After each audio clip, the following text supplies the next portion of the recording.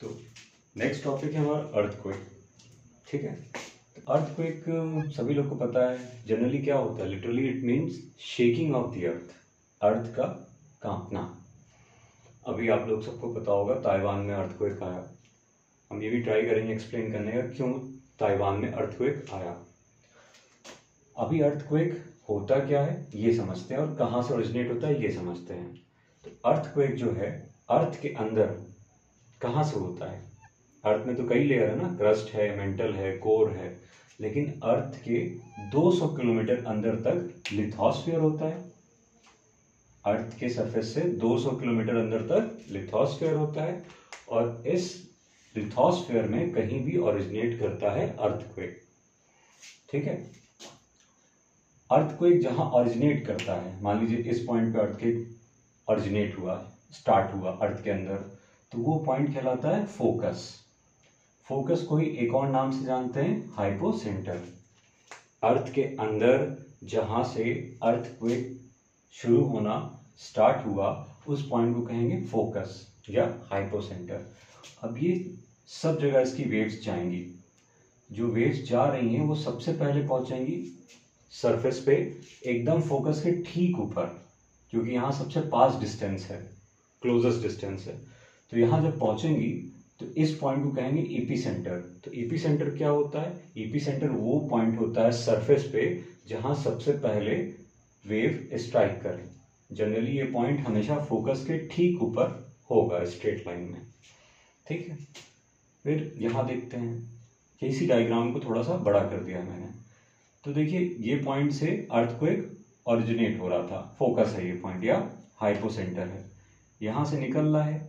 अब ये वेव्स हर जगह जा रही हैं, तो ये अर्थ की बॉडी के अंदर चल रही हैं, इसलिए इनका नाम पड़ गया बॉडी वेव्स। अर्थ के अंदर चलने वाली वेव्स क्या कहलाएंगी? Body waves. अब ये जब वेव्स ऊपर आ गई एपीसेंटर पे, तो वहां से ये सरफेस पे चलने लगी। सरफेस पे जो चल रही हैं वो कहलाएंगी सरफेस वेव। ठीक है, जो सरफेस पे चले सरफेस वेव, जो अंदर चले वो बॉडी वेव। दो टाइप की वेव होती हैं जो अर्थक्वेक के ओरिजिनेट होने से निकलती हैं। ठीक है, अब बॉडी वेव दो तरीके की होती है, पी वेव और एस वेव। बॉडी वेव दो टाइप की, P wave and S wave. इसी पी वेव और एस वेव की वजह से हम जान पाए कि हमारे अंदर अर्थ के कैसा मटेरियल है, किस स्टेट में मटेरियल है। कैसे समझ पाए? इसलिए समझ पाए क्योंकि पी और एस वेव की एक प्रॉपर्टी होती है। पी वेव जो है सॉलिड, लिक्विड और गैस तीनों में चल सकती है, सॉलिड में भी, लिक्विड में भी, गैस में भी। ठीक है, लेकिन एस वेव सिर्फ और सिर्फ सॉलिड में चलेगी।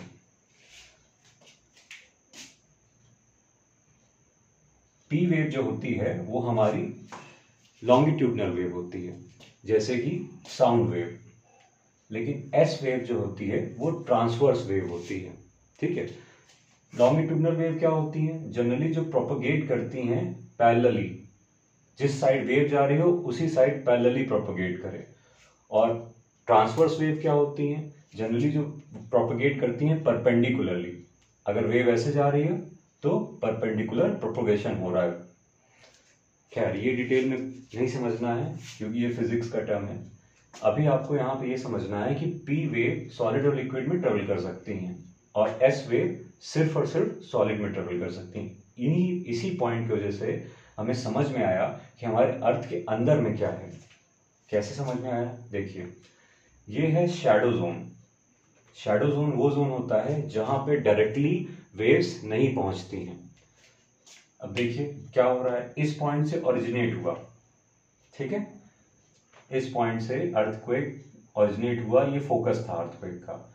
अब यहां से वेव्स निकली, हर डायरेक्शन में गई। यहां भी ये वेव चली गई क्योंकि ये सॉलिड में भी चल लेती है और लिक्विड में भी चल लेती है। तो हमारा जो ये मेंटल वाला पार्ट है अर्थ का वो होता है सॉलिड में, लेकिन जो हमारा कोर वाला पार्ट है और कोर का आउटर कोर वाला पार्ट है, वो आउटर कोर वाला जो पार्ट होता है वो होता है लिक्विड में। इनर कोर सॉलिड होता है लेकिन आउटर कोर किस में होता है? लिक्विड में। तो इस वेव की प्रॉपर्टी थी कि ये सॉलिड में भी चल सकती है और लिक्विड में भी चल सकती है, इसलिए यहां भी चल रही और यहां भी चल गई। ठीक है, जब एक मीडियम से दूसरे मीडियम जाते हैं और वो मीडियम की डेंसिटी डिफर करती है तो उसकी डायरेक्शन चेंज हो जाती है, इसलिए सीधी नहीं जा रही, यहाँ आके डायरेक्शन चेंज हुई, फिर यहाँ आके डायरेक्शन चेंज हुई। इससे क्या होता है कि ये जो डायरेक्टली मेंटल में आ रही थी वो तो यहाँ आ गई, लेकिन जैसे ये कोर एंटर की तो यहाँ डेंसिटी चेंज हो गया। डेंसिटी चेंज होने से क्या हुआ, इसकी वेव की डायरेक्शन चेंज हो गई और ये वेव फिर यहाँ से यहाँ आ गई। इतनी जगह पे ये वाली जो जगह है और ये वाली जो जगह है, यहाँ पे डायरेक्टली वेव नहीं पहुंच पाएंगे। इसी को कहते हैं शैडो जोन। तो अगर क्वेश्चन पूछा जाता है what is the shadow zone of P wave, तो आप बताएंगे 105 डिग्री से 145 डिग्री के बीच में, बिटवीन 105 डिग्री टू 145 डिग्री। इस जगह पे डायरेक्टली पी वेव नहीं पहुंच पाती है। इसके पहले सब जगह पहुंचेगी, इसके बाद सब जगह पहुंचेगी, लेकिन यहाँ पे नहीं पहुंच पाएगी। अब एस वेव की जो प्रॉपर्टी थी कि ये सिर्फ सॉलिड में चलती है, इसी समय पता चला कि हमारा आउटर कोर क्या है, लिक्विड है, क्योंकि ये सिर्फ और सिर्फ यहां तक आई और इसके अंदर जा ही नहीं पाई। नहीं जा पाई क्यों, क्योंकि ये सिर्फ और सिर्फ सॉलिड में चलती है और हमारा मेंटल क्या था, सॉलिड था। तो ये मेंटल सॉलिड वाले पोर्शन में चली गई, लेकिन ये लिक्विड वाले पोर्शन में नहीं जा पाई। इससे पता चला कि हमारा इनर कोर जो है वो सॉलिड है, लेकिन आउटर कोर जो है वो लिक्विड है। ठीक है, इसलिए लिक्विड में ये ट्रेवल नहीं कर पाई। तो इसका शैडो जोन कहाँ तक होगा, इसके तो शैडो जोन पूरा ही होगा ना, क्योंकि ये 105 के आगे पहुंच ही नहीं पाई है। तो केवल 105 के बियॉन्ड सारा का सारा जोन जो होगा इसके लिए शैडो होगा, क्योंकि यहाँ पे ये डायरेक्टली नहीं पहुंच पाएगी। तो होपफुली समझ में आ गया होगा। एक बार और समझते हैं, ये इंपॉर्टेंट पार्ट है। ठीक है, तो पहली बात तो कि अर्थक्वेक कहाँ ओरिजिनेट करेगा, अर्थ के अंदर लिथोस्फीयर में, और लिथोस्फीयर कितने किलोमीटर अंदर तक होगा, 200 किलोमीटर तक। ठीक, अब जहां पे भी ये अर्थक्वेक ओरिजिनेट करेगा उस पॉइंट को बोलेंगे फोकस या हाइपोसेंटर।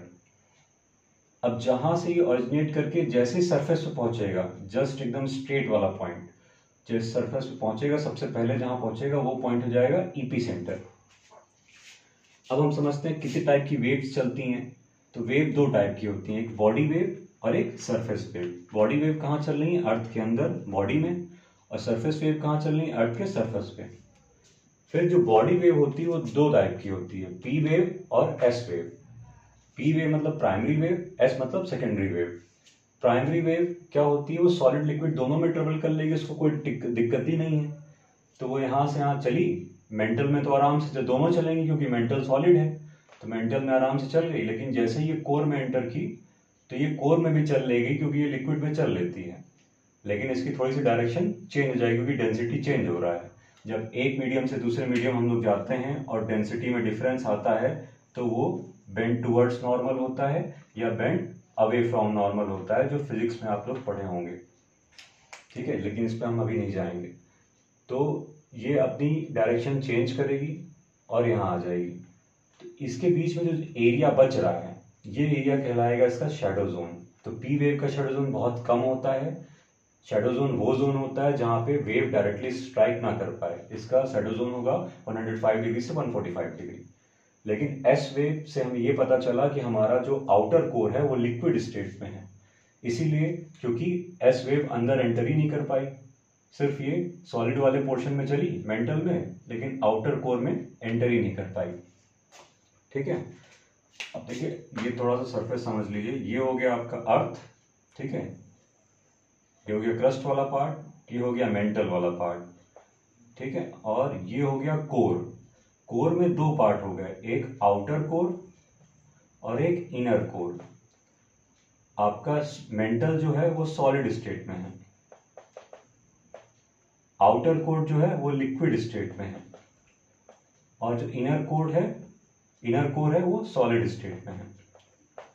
तो सॉलिड वाले पार्ट में तो ये चल लेगी, लेकिन लिक्विड वाले पार्ट में ये एंटर नहीं कर पाई क्योंकि इसकी प्रॉपर्टी होती है कि ये सिर्फ सॉलिड में चलती है। इसीलिए इसका शैडो जोन बहुत बड़ा होता है, केवल 105 डिग्री तक चल पाती है, उसके बाद से ये नहीं चल पाती है। होप सो कि ये समझ में आया होगा। बड़ा इंटरेस्टिंग टॉपिक था। हाँ, मैं ये बता रहा था कि ताइवान में क्यों आए। ताइवान में अर्थक्वेक इसलिए आया क्योंकि ताइवान ऐसी जगह पे है, ठीक है। देखिए इस मैप में आपको दिखाता हूं मैं।